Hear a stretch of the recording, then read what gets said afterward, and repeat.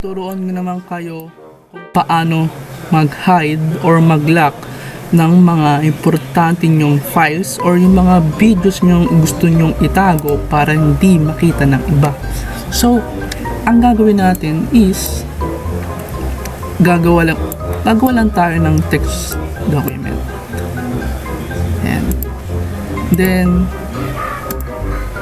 gawa din kayo ng folder or kayo na bahala kung saan nyo ilalagay. So, folder. So, nakagawa na tayo. So, pipindutin nyo na ito yung text document.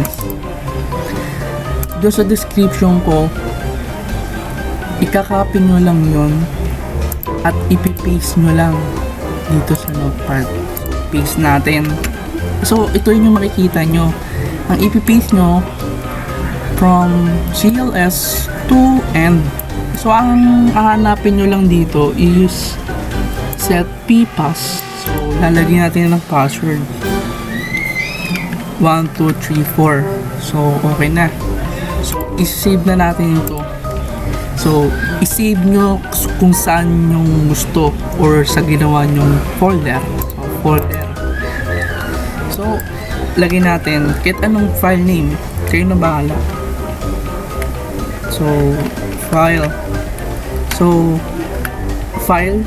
Then, ang extension name niya is file.bat. So, di dapat mawala to. Kailangan may bat sa uli. And then, save as type into all files. So, save natin. Ayan na, save na.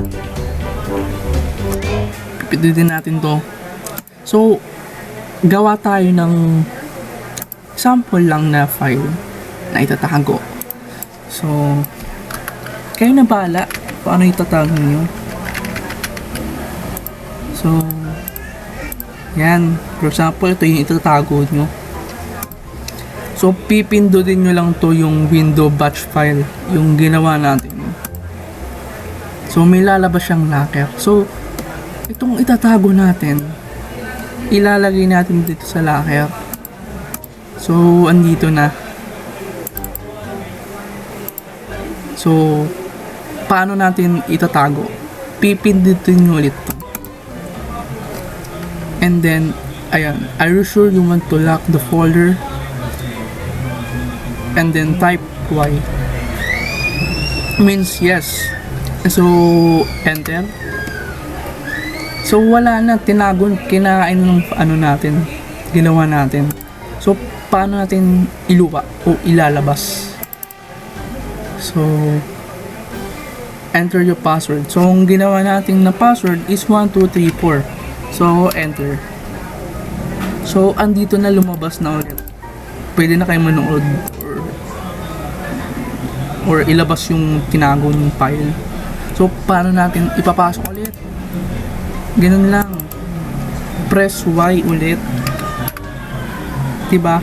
Yan, tago na. So, di nyo na kailangan mag-download sa mga Google,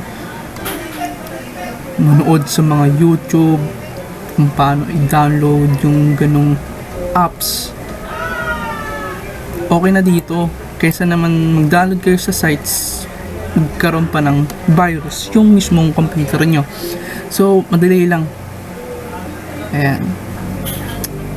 So, yun guys. Maraming salamat sa pakikinig.